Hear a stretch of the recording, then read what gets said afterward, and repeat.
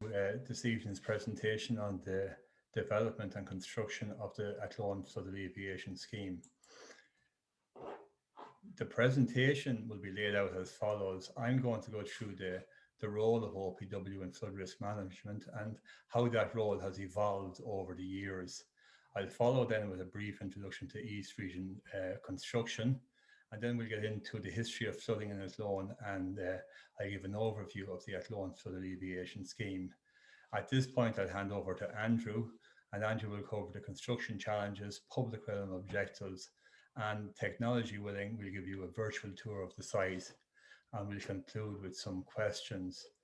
At this point, I'd like to say that when we hand over between sections 4 and 5, the screens will be blacked out for about 3 or 4 seconds while we do a remote access changeover.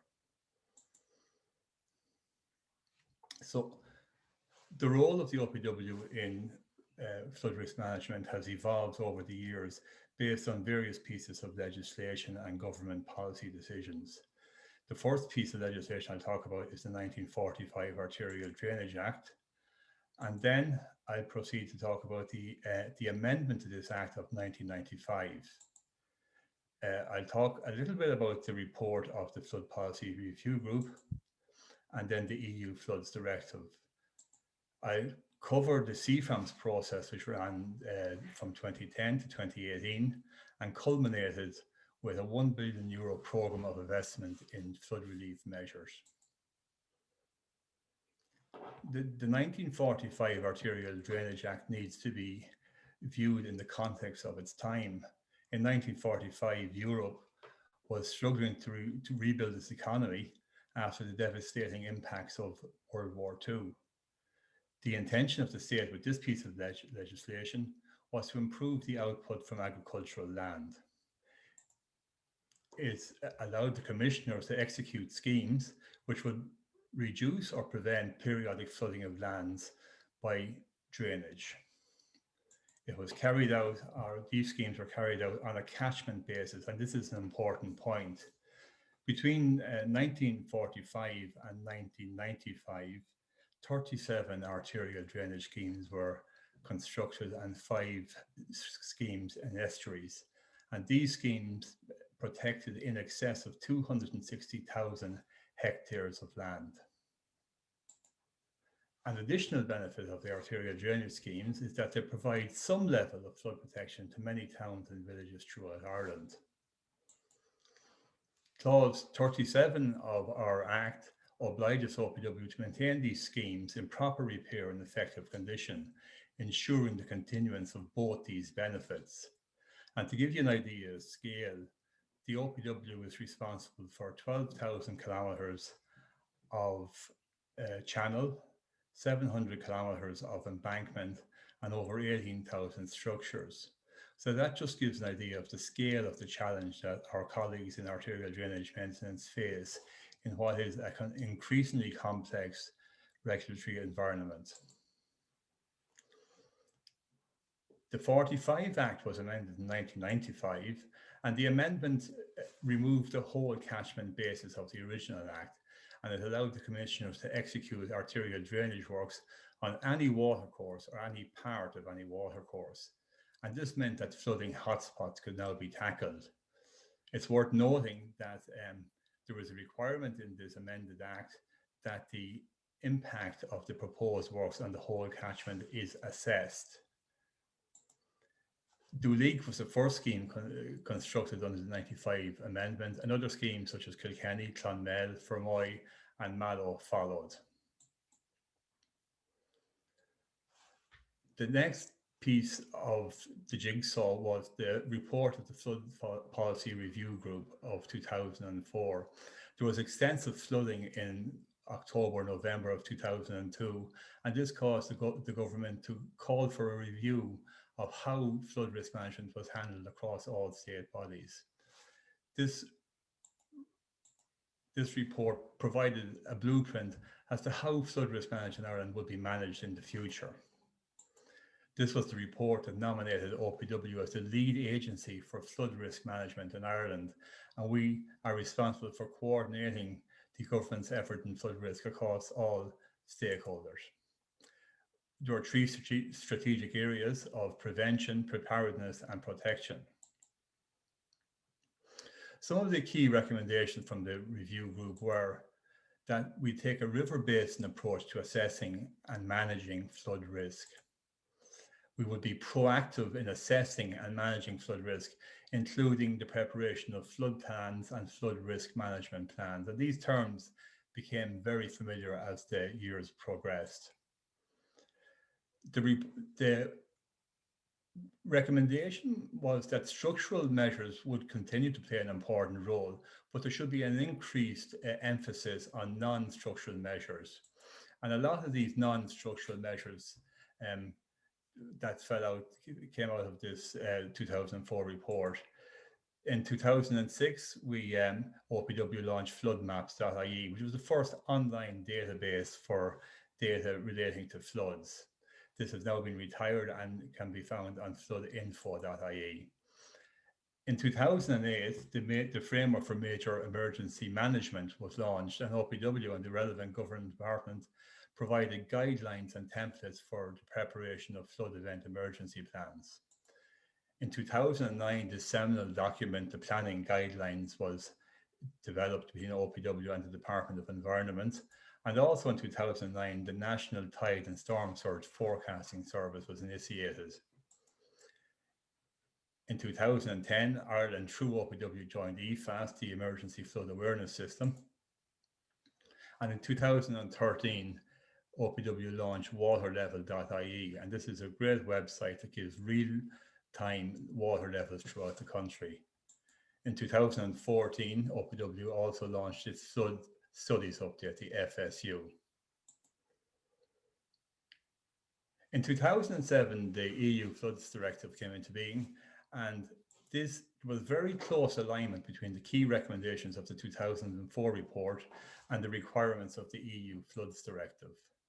OPW carried out the largest ever flood study in Ireland through its catchment-based flood risk management programme, CFRAMS. The CFRAMS process, obviously the first step would be to do a screening process to identify communities at risk from flooding. And this was done through the preliminary flood risk assessment, the PRFA, which identified 300 AFAs, areas for further assessment. The next step was the preparation of flood maps. And the final step then was the preparation of flood risk management plans. This culminated then in a programme of investment in flood relief measures. The CFRAMS process, there were 6 study areas, including the Shannon, which was covered the Athlone area. The key outputs from CFRAMS were 40,000 flood maps and 29 flood risk management plans. On the 3rd of May in Athlone, the then Minister of State for OPW announced a 10-year €1 billion programme for investment in flood relief measures. And this capital programme is managed by OPW Flood Project Management Services. So far, 48 schemes have been completed since 1995. 91 schemes are currently at various stages of development, including 4 already at construction. A further 58 schemes will be progressed through the lifetime of the National Development Plan up to 2027, and 118 of the above schemes were identified through the CFRAMS process.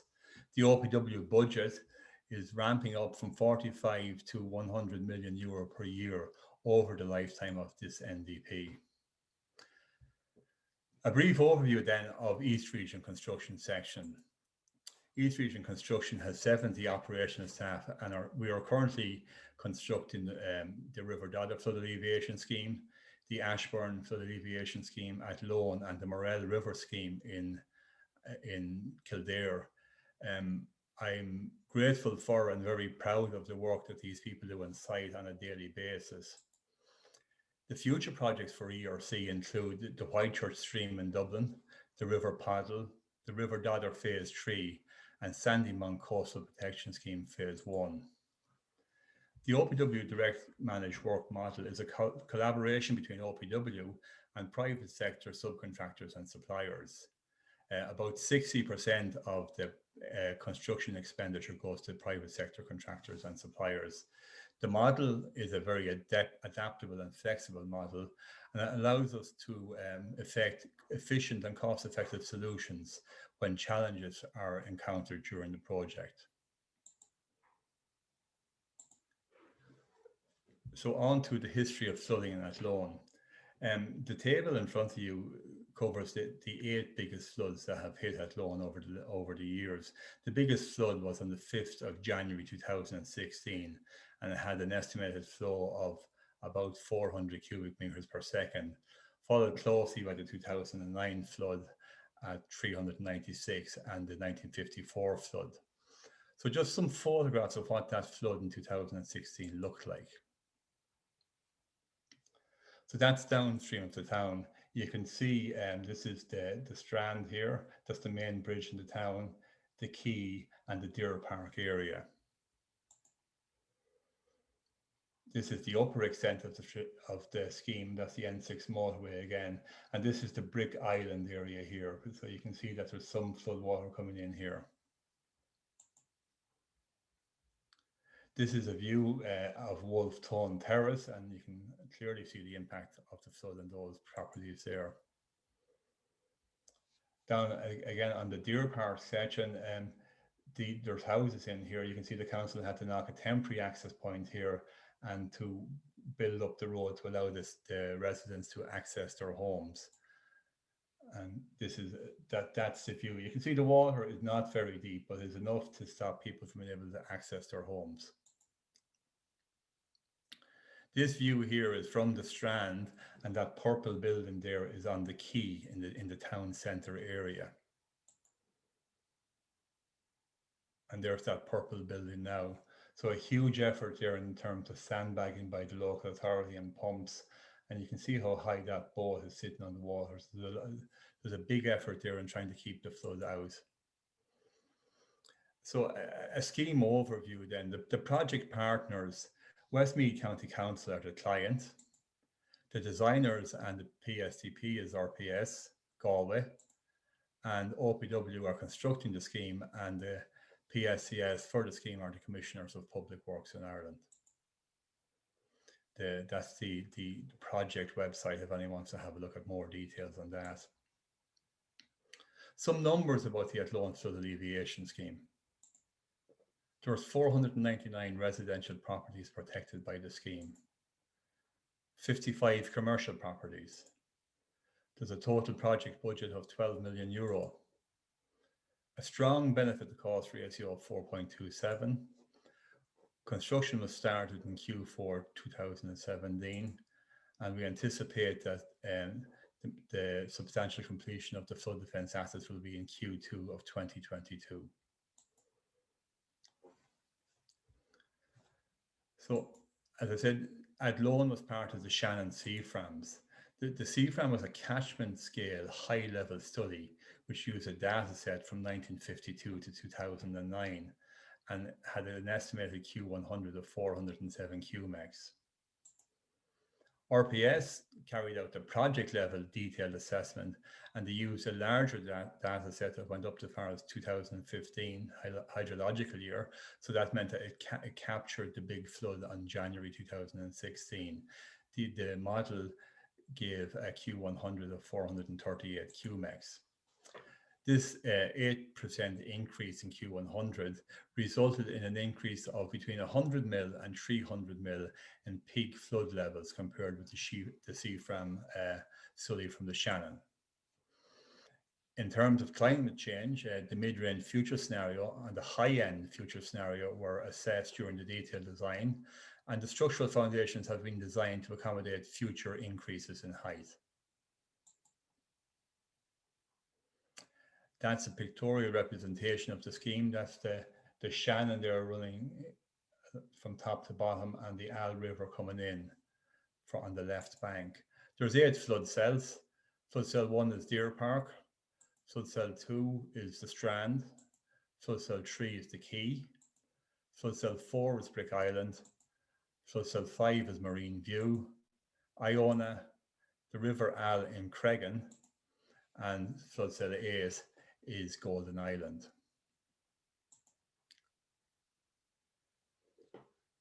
I hope you can see this table clearly here, but the main flood defence assets are flood walls, earthen embankments and glass walls. In total, there's 4,101 linear metres of flood defence, and that's roughly broken down 50-50 between walls and embankments.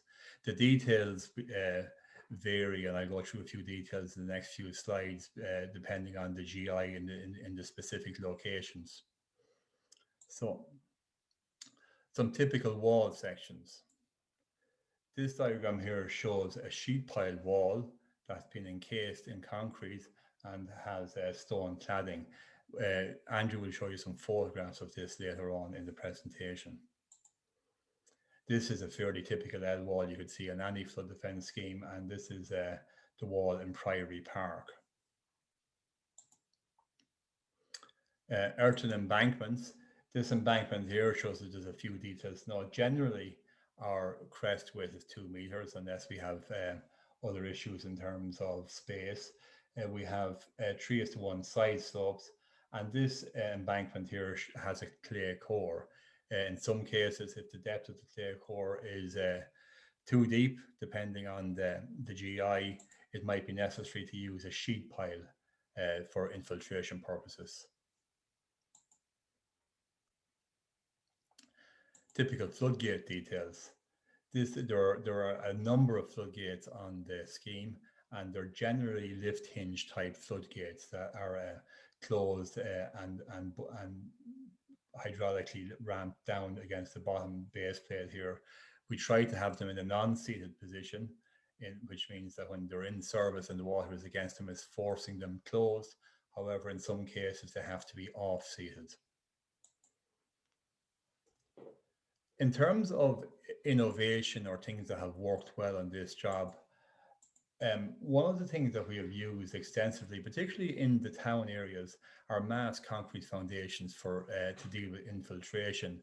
When we first looked at the design in the Strand and the Quay, it was proposed to use sheet piles, but this mass concrete foundation is something we had used extensively in the Dollar, and it allows us, it's a quick form of construction. It allows us to deal with services. It allows us to deal with archaeology, and we use it to great benefit in other areas such as Marine View. When the water level was beginning to rise a number of months ago, we put in our mass concrete foundations well in advance of the structural concrete, which meant that when the water level rose, we had continuity of work. Another example of innovation was this is on the quay, and this is the Lockkeeper's House and Waterways Ireland. The design intention here was to do a traditional underpin on these buildings, which one of which is protected. The solution that we came up with here in this case was that we're now, and this has been stopped for a reason that Andrew will go into later on, we've replaced the traditional underpin with polymer injection. So the polymer injection increases the bearing capacity of the ground. So we'll pump underneath the existing foundation. We'll have to dig away some of it to install our L wall here. And this is the safest and quickest way of getting through that. I'm now going to hand over to Andrew, and Andrew will bring you through construction challenges. So there's going to be a blackout here for a moment, and Andrew will be on now.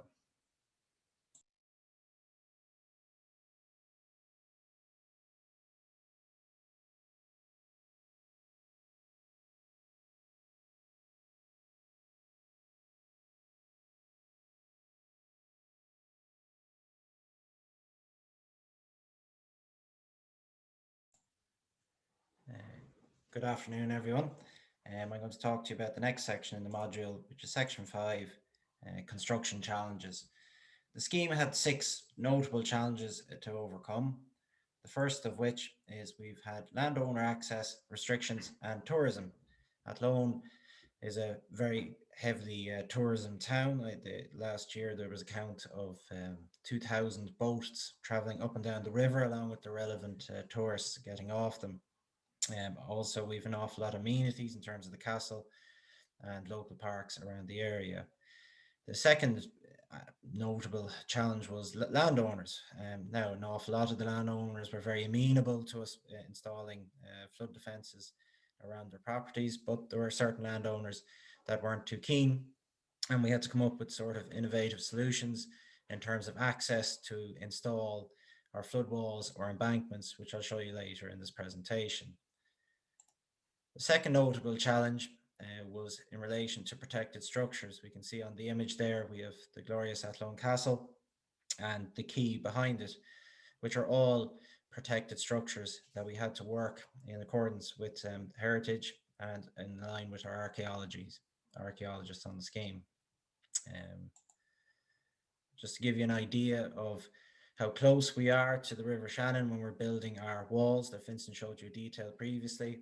You can see they were right up against protected structures in terms of quays, and we had a huge amount of unknown services in the scheme. In terms of unknown services, we had approximately about 1,500 linear meters of high tension ESB lines to divert, and we also have a future main drainage scheme that's going to be installed in Athlone that we also had to be very conscious of when we were installing our works to keep out of that. So it was really like trying to shoot an arrow through a forest an awful lot of the time. The fourth challenge, and I don't really have to tell everyone about it, was COVID-19. It caused us to shut down for 8 weeks, 8 prime weeks, embankment weather week in 2020. We had reduced staff numbers up to the day's date due to testing and quarantine. And we had to come up with all new safe working procedures. And we had to review everything from our embankments to our glass screens, to our walls, to our drainage, and how we could do it all safely at a social distance. Another restriction is our UK subcontractors. Due to travel restrictions, we can't have them over. So our gates that Vincent showed you an image of earlier, we are a UK company that we can't have installed. And indeed, we have ground injection companies that are also from the UK that we can't have over. So it was a major challenge, especially last year, and is ongoing to this date. The fifth major construction challenge is the environmental challenges. Deer Park, which is the southern cell, which is flood cell 1, is located not only beside special area conservation, which is the Shannon Callows SAC, it's also located beside a special protection area. With that in mind, we've had to develop our construction environmental management plan. We've a working ecologist and the clerk of works on the scheme that will be making sure that our protocols are all in place. We have silt curtains, we have silt tanks, we have so many different protocols in place and to care for the environment. We've SAC buffers, and we're within 5 meters of the SAC, especially to the south of the town. So it's a very, very, very environmentally sensitive area. We've water quality management. So every month we have our baseline report, and we monitor across all 8 flood cells what the water quality is and are there any changes to that. We're also working closely in conjunction with National Parks and Wildlife and developing when we're going into a cell what we're doing, updating them how things are going on and such. There's a sad level of historic illegal dumping that we've had to deal with on the scheme across all cells, and even current day dumping, which is something that we have to deal with and dispose of environmentally consciously. There's also invasive species, especially like knotweed, that we have to work around that are located across all 8 cells at the moment. But I suppose the biggest construction challenge that we had really was flood events during the construction. You can see the graph on the right here was end of February last year, early March. And we can just see it steadily rising up. And then the predicted rise was just straight up, heading towards the highest flood that we had in 2016. To give you an idea, that is the graph from last year, where we had a high flood in February, March, and then ideally, when there was low water was exactly when we were shut down for the COVID period. But then subsequently we had, which was very strange, I think the first time in 35 years, a flood in August, and then we had a subsequent flood in November. So just to give you an idea what that looks like, in February 2020, these are our flood walls on flood cell 2, the Strand. We have our wall in place, and the next thing in March, this was what we were facing. And the nature of the Shannon is we know it was going to rise. We could predict that it was going to rise. And it's kind of very sinister how it does it. But we had a rise of over a metre, 1.2 metres up against our wall. The pump that you can see in the background there is just because our drainage lines were not complete, is just pumping any rainwater that has fallen on the dry side of the wall. But it was a real feel-good wall to meet any people that were down there that had suffered many years of flooding. They were delighted to see the wall. That's a photo to the south of the town. Vincent's already showed you a photo of an aerial view of it, but that was what March 2020 looked like to the south of Athlone. That's a photo of those houses and just from the other side of the wall, and you can see the pump still there. But Vincent showed you a photo earlier of houses with water all up to their front doors and into their houses. Now they're flood protected. The scheme also on the Deer Park cell, flood cell 1, you can see in the photo on the right here, whereas we were using a sheet pile encased wall. We were installing the sheet piles in late December and January 2020. And then come March 2020, we had our flood, and the sheet piles actually became temporary flood defences, and now they're sheet pile encased, which I'll show you in a later photo. Currently, where are we today? It might be a little hard to see the figures, but Vincent was mentioning earlier that we have 4.1 kilometres of flood defence, be it earthen embankments or flood walls, roughly 50-50 on the scheme. We're approximately, as of today, about 2,775 linear metres of flood defence asset is constructed, which is about 68% complete on the scheme. Now, Section 6 is the public realm objectives. So the Athlone Flood Alleviation Scheme, in collaboration with Westmeath County Council, has allowed for many public realm opportunities. This was achieved by looking at key areas for their specific aesthetic value, recognising the significant importance of certain historic structures that we have, and using local materials and the significance and finding the value that's in them. So 3 examples of such. Example 1 is the limestone cladding and paving that we've located on the Strand and Quay flood cells. This is a naturally local source limestone cladding and paving. You can see it in the image on the right here. And it's a public realm area, and we've a strategy with the trees, lighting, footpath space, and we link it directly with the circulation route for the pedestrian traffic. And we've safe connections from the town's rivers up to the town. So before, this was the Strand flood cell 2, and the next image is the architectural input that we got and sketches for what this cladding and paving would look like. The next photo will show you an example of this paving and cladding that's already been constructed on the quay. So we have the original limestone quay that was built in the 1840s, which we had to protect during construction, and we have our new limestone locally sourced paving also on the left on the photo. And example 2 is the public cycleway and walkways. So we have a combined use cycleway on the flood cell 1, the quay that we're constructing, which is indicated in yellow along the back here. And we are widening our embankments on flood cell 1 and Deer Park to facilitate potential futures as a walkway. So as Vincent mentioned earlier, that the crest of the embankment is typically 2 meters, we've increased it to a 4 meter width to allow for this potential future walkway. Example 3 is the Athlone Castle area. So we're going to have, this is in front of the castle, which I showed a photo earlier. There's going to be new natural limestone cladding and paving in this area here. The same strategy with trees, lights, footpath space, etc. And it's an important circulation route for pedestrian traffic. The next slide will show you a plan of the planned amenity area to the front of the castle. And the photo on the right will show the amenity area that's planned to be built in the front, along with what you can see is our glass screens and our flood wall defence.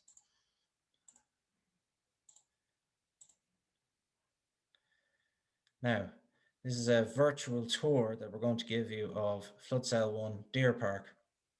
You can see in the photo, this is a typical embankment that's being built. And my cursor on the left hand side here. We have this Shannon's SAC, the Callows area is on the right hand side here, and SPA. And we've run this embankment. There's approximately 1.5 kilometers of it on flood cell 1 Deer Park. So you can see us moving along here, and you can see that there's a temporary constructed haul road on top of the embankment. This was one of the construction challenges that we met, that we had not full access across some of these fields from landowner issues. So we had to build a haul road out to the Shannon to construct our flood defence and embankment walls and work ourselves back. So I'll let the video move along. This, to give everybody an idea, is approximately 9 days ago in Athlone. So we're still very much in flood in the town. You can see our haul road coming along the top of the embankment here. And in the background, actually, you can see the flood wall at flood cell 2, the Strand. The embankment will turn at the bottom here and will turn into another flood wall that we have to build, and that will go along the river and be clad in locally sourced limestone as well. So this is flood cell 1. Flood cell 1 is a very large cell, so I have a second virtual tour here, drone footage. This is the sheep pile encased walls that you saw a detail previously of running along the Deer Park Road.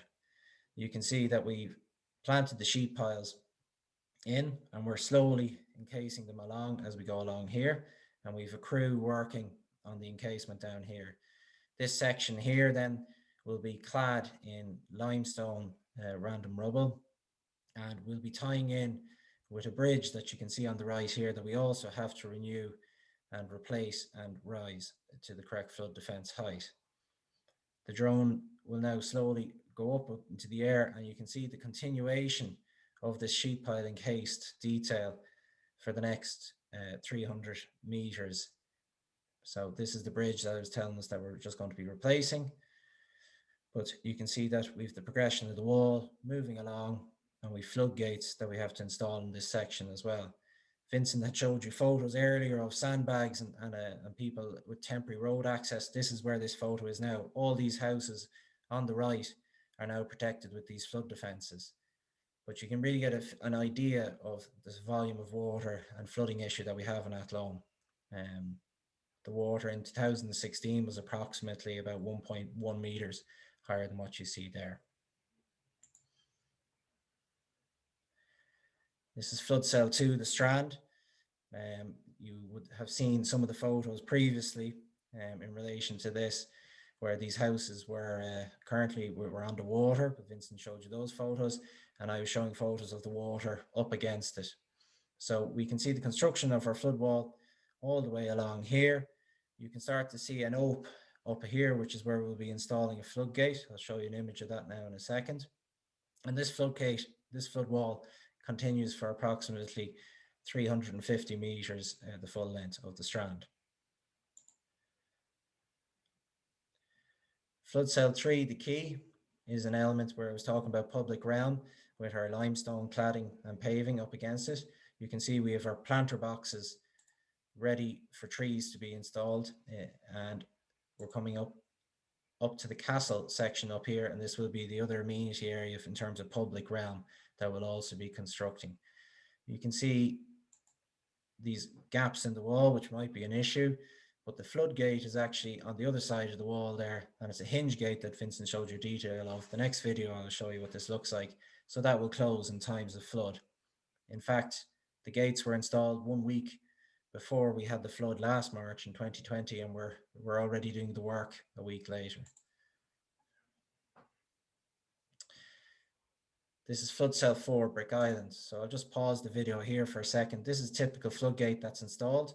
It's a hinged gate. It's hinged on this point here where my cursor is, and you can swing the gate closed and clamp it down into position. So this is a more residential zone. So you can see we've had to work our wall along here, and we tie in with a clay embankment that you can see in the photo here. The clay embankment then runs across to meet another floodgate opening, and you can see that the floodgate is constructed here as well. And the nice bit about this work is we've tied in with the landowner to work in conjunction with them and the embankment turns into their front lawn, which is nicely graded up to a flood defence height and caters back, which you can see when the drone goes up. So we have to reinstate all the lawns and paths along here. So we're still flood already. You can see the River Shannon there in the background. You can see the M6 motorway as well running, just to give you an idea if you're traveling to Galway. So we have an embankment that runs all the way around parallel to the M6 motorway and runs behind these houses, and then we'll connect in with a flood defence wall that's already built in parallel with the motorway there.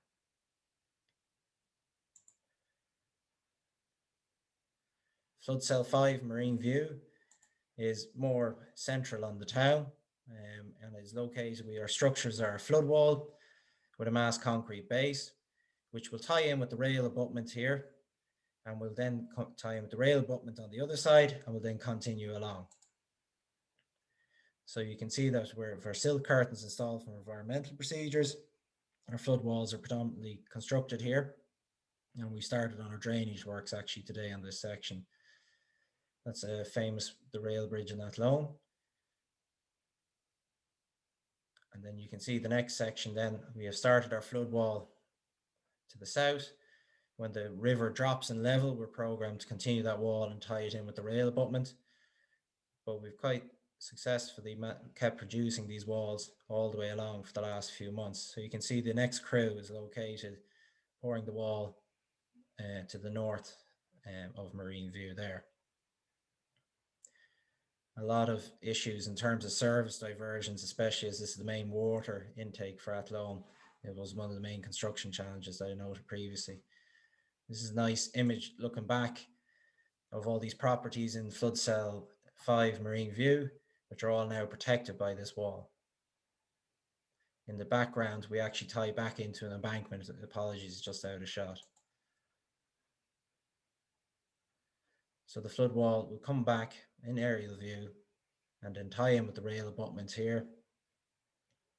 And then you can see the wall continuing along here, and we'll stop just around here. So that is predominantly most of Flood Cell 5.